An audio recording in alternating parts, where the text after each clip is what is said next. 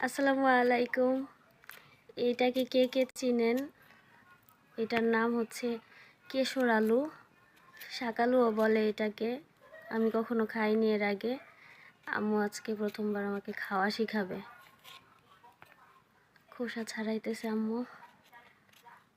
তো খোসা ছাড়ানো হয়ে গেছে, এবার আমি টেস্ট করে দেখব। First time. সে দাও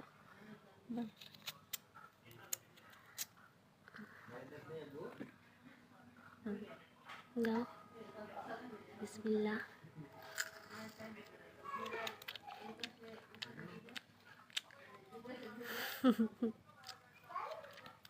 মিষ্টি না তো আম্মু, তুমি একটু খাই দেখো।